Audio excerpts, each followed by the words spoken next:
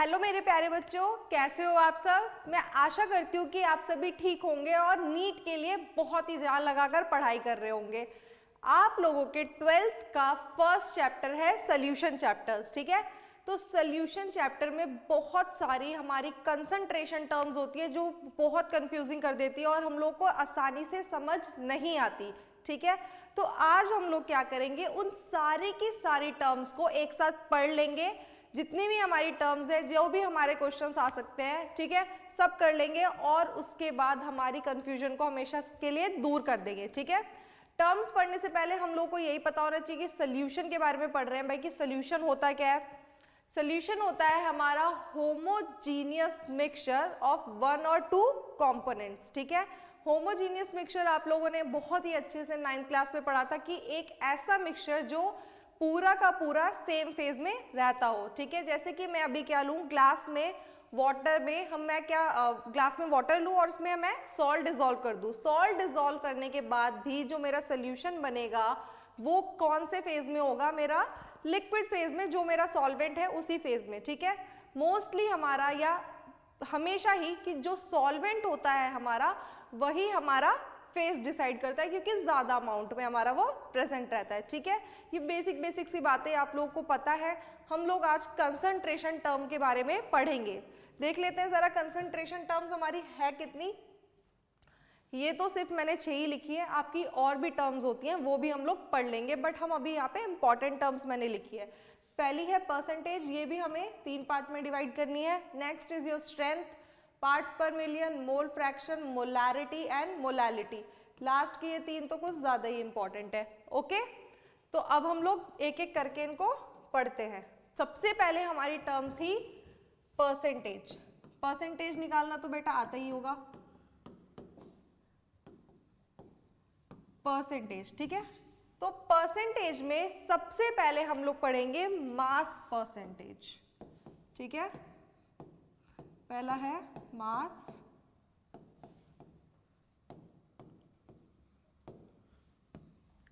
हाँ भाई, परसेंटेज में पहला है हमारा मास परसेंटेज। मास परसेंटेज क्या है कि हमारा सॉल्यूशन में कितना परसेंट सॉल्वेंट जो सॉल्यूट है हमारा वो उसका कितना परसेंट है, ठीक है। जैसे कि मैंने एक सॉल्यूशन बनाया है, ठीक है, सॉल्यूशन बनाया, मान लो ये सॉल्ट सॉल्यूशन है मेरा,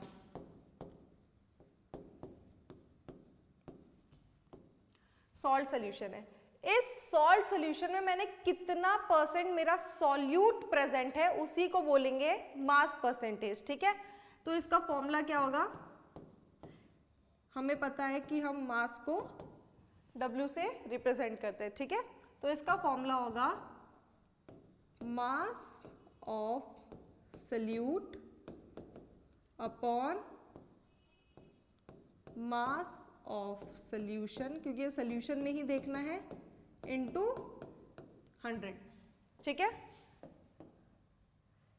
हाँ भाई, इतना ही हमारी नॉर्मल जो हमारी परसेंटेज होती है, हम नॉर्मली जो परसेंटेज कैलकुलेट करते हैं वैसे ही इसको कैलकुलेट करना है कि हमारे सॉल्यूट की जो मास है और उसमें सॉल्यूशन की टोटल मास रखेंगे और उसको 100 से मल्टीप्लाई कर देंगे, ठीक है। ये हमारी क्या आ जाएगी, मास परसेंटेज, ठीक है, कोई दिक्कत नहीं है। हाँ भाई, इतना समझ आया, आगे बढ़ते हैं। आगे जरा इधर समझिए कि अगर मैंने बोला है कि 10% मास बाय मास है मेरा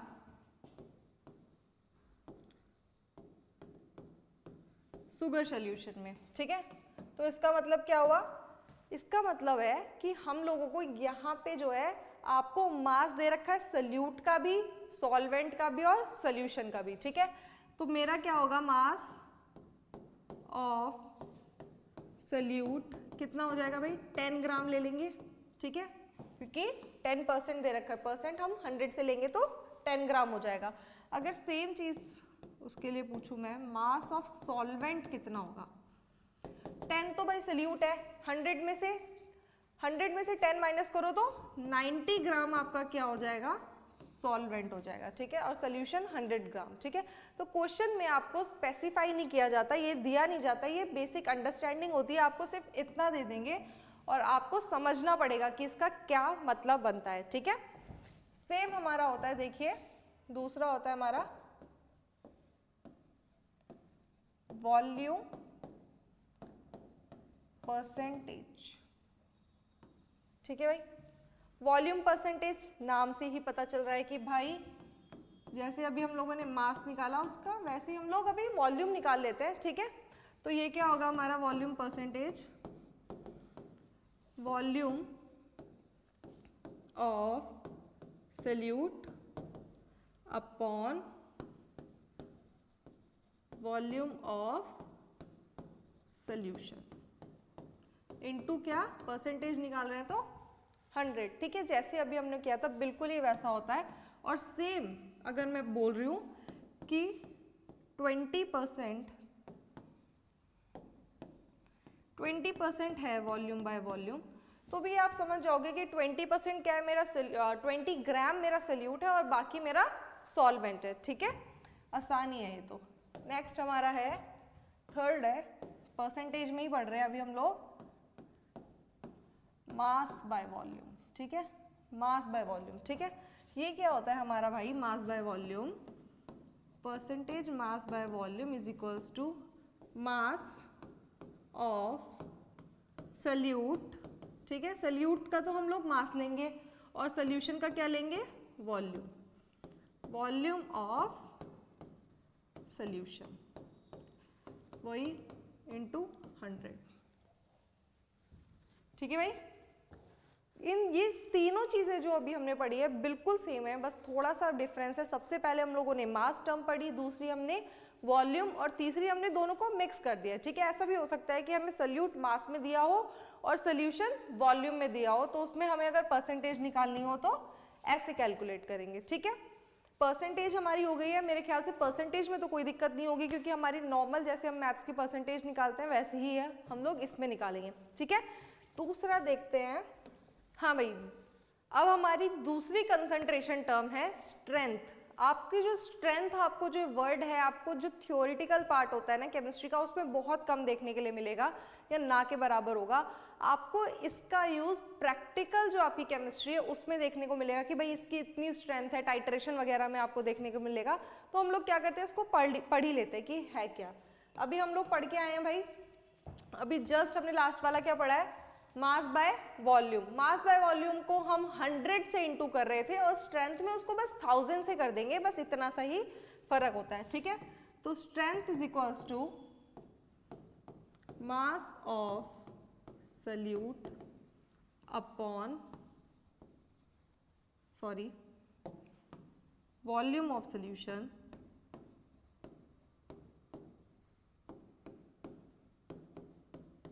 वॉल्यूम ऑफ सॉल्यूशन इनटू 1000, ठीक है भाई। हम बार बार मास मास मास लिखते जा रहे हैं, ठीक है। मैं पहले ही इसको डिनोट कर देती हूँ कि आपके स्टैंडर्ड बुक में क्या क्या दिया जाता है। एक दिया जाएगा A और एक दिया जाएगा B।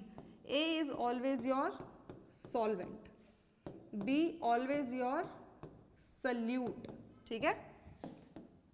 A सॉल्वेंट हो गया, B सल्यूट हो गया, ठीक है। W मैंने अभी बताया, W आपका क्या होता है, मास होता है, ठीक है। मास को हम डिनोट करेंगे W से। तो यहाँ ये क्या हो गया आपका, मास ऑफ सॉल्वेंट, ये क्या हो गया, मास ऑफ सल्यूट, ठीक है। अगर हमें मोलर मास की जरूरत पड़ेगी तो उसको हम MB या MA लिख देंगे। ये क्या हुआ, molar mass of salute, molar mass of solvent, ठीक है। आगे हम लोग अगर इसको मैं लिखना चाहूँ इस टर्म में, तो स्ट्रेंथ इज इक्वल्स टू, हम लोग मास ऑफ सल्यूट ले रहे हैं तो सल्यूट के लिए हमें B यूज करेंगे। तो W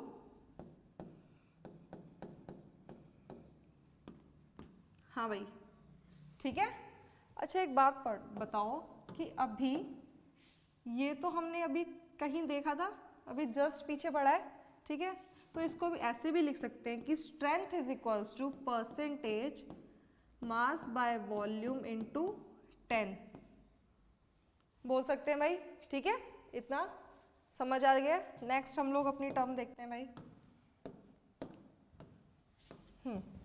नेक्स्ट आती है हमारी पार्ट्स पर मिलियन, ठीक है। पार्ट्स पर मिलियन क्या होता है, यही अभी बेसिक टर्म चल रही है, इसको हम बोलते हैं ppm भी बोल सकते हैं, ठीक है। तो ये होगा हमारा मास किसका, सल्यूट का भाई, ठीक है। मास of solute upon mass of solution, और मिलियन बोल रही हूँ तो मिलियन से मल्टीप्लाई कर देंगे, मिलियन में 10 टू द पावर 6 आती है, ठीक है।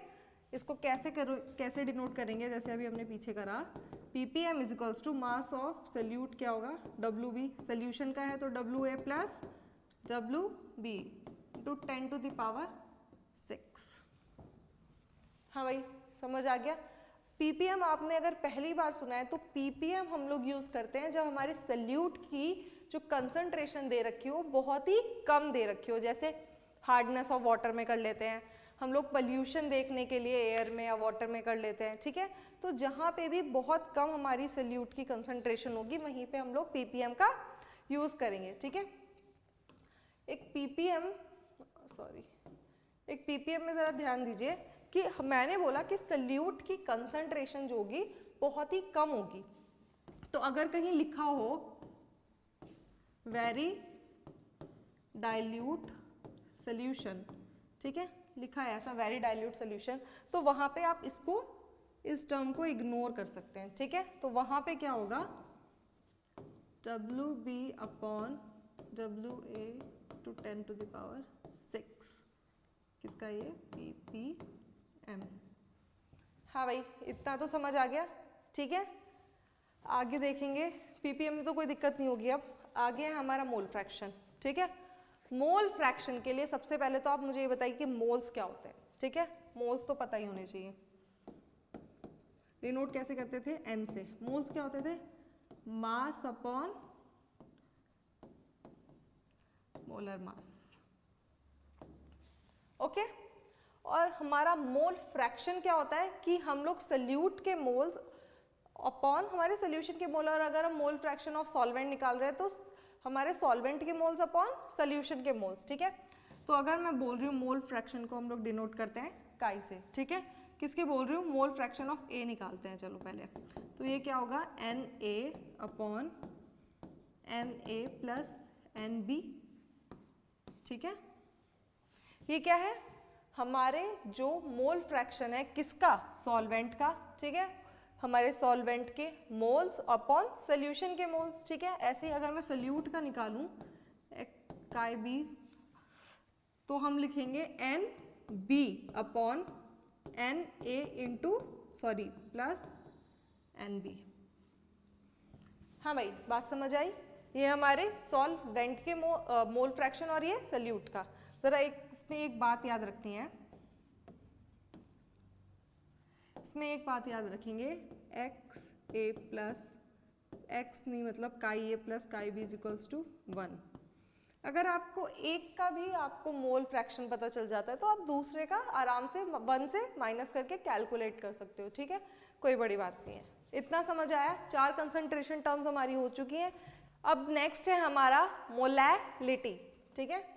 मोलैलिटी है भाई, मोलैलिटी को डिनोट करेंगे हम स्मॉल m से, ठीक है।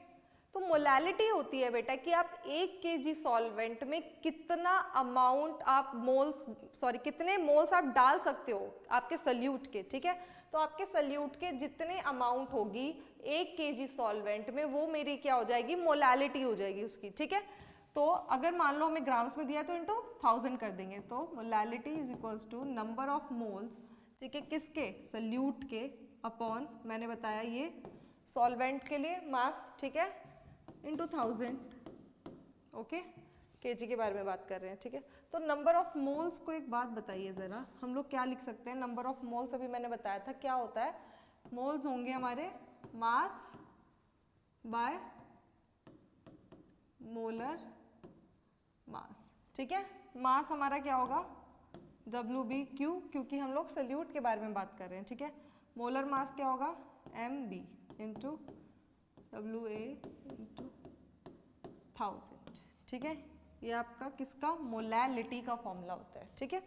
जरा एक आपका बहुत ही सबसे ज़्यादा पूछा जाता है आपसे क्वेश्चन कि ऐसी कौन सी टर्म होती है हमारी कंसंट्रेशन टर्म, अभी हम जितना पढ़ते हुए आए हैं, कि जो हमारी टेम्परेचर पे डिपेंड करती है और दूसरी हमारी टेम्परेचर पे डिपेंड नहीं करती है, ठीक है।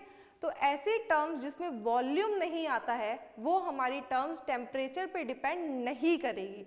तो यहाँ कहीं वॉल्यूम दिख रहा है आपको? नहीं, तो इसको हम लिख देते हैं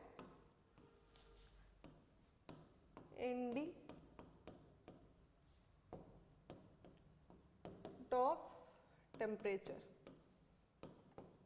याद रखेंगे ये वाली बात कि जो हमारी मोलैलिटी होती है वो टेम्परेचर पे डिपेंड नहीं करेगी, क्योंकि इसमें वॉल्यूम ही नहीं आता भाई, ठीक है।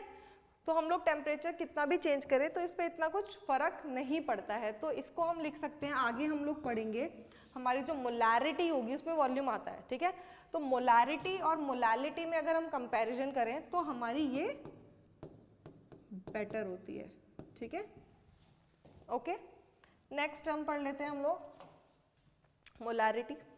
मोलैरिटी को हम लोग डिनोट करेंगे भाई पहले ही कैपिटल एम से, ठीक है। वहाँ पे क्या था कि हम कितना अमाउंट 1 kg में डिसॉल्व कर पा रहे थे, यहाँ पे हमारा है कि हम कितने मोल्स जो है 1 लीटर वॉल्यूम में कितना डिसॉल्व कर पाएंगे, ठीक है। तो molarity is equals to number of moles, किस में? वॉल्यूम में, इनटू 1000, ठीक है। समझ आ गया? उसको जैसे हम लोगों ने मोल्स को अभी लिखा था मास अपॉन मोलर मास, वैसे ही लिख देते हैं। तो मास हम लोग किसका लेंगे भाई? सोल्यूट का, ठीक है। तो सोल्यूट का ले लिया और उसके बाद उसका मोलर मास वॉल्यूम इनटू, क्या आपको दिख रहा है यहाँ वॉल्यूम आ रहा है? वॉल्यूम आ रहा है, ठीक है। तो ये लिखेंगे, ये डिपेंड करेगी, डिपेंड्स ऑन टेम्परेचर, ठीक है। ये हमारी टेम्परेचर पे डिपेंड करेगी क्योंकि इसमें वॉल्यूम आ रहा है। तो अब समझ आया कि हमारी मोलैलिटी जो थी हमारी स्लाइटली बेटर क्यों थी इससे, क्योंकि वहाँ टेम्परेचर का इफेक्ट हमें देखने को नहीं मिल रहा था, ठीक है। तो इतनी आपकी जो आपके 12th में आपकी ज़रूरी है, आपकी कंसंट्रेशन टर्म्स इतनी ही थी। बाकी और भी होती है, आपकी नॉर्मेलिटी होती है, फॉर्मेलिटी होती है, ये सब कंसंट्रेशन टर्म्स में इतने क्वेश्चंस नहीं आते हैं या आपको दूसरे चैप्टर में देखने को मिलेंगे। यहाँ पे हमारी 6 ही कंसंट्रेशन टर्म थी। आई होप आपको समझ आई हो। नेक्स्ट क्लास में हम लोग क्या करेंगे कि अगर आप लोग चाहो तो इसके मैं वर्कशीट जो है टेलीग्राम पे डाल दूंगी, आप उसको सॉल्व कर सकते हो, ठीक है। जितने भी फॉर्मूले आज हमने करे हैं उनके बेस पे क्वेश्चंस होंगे, आप उसको सॉल्व करना। Thank you so much.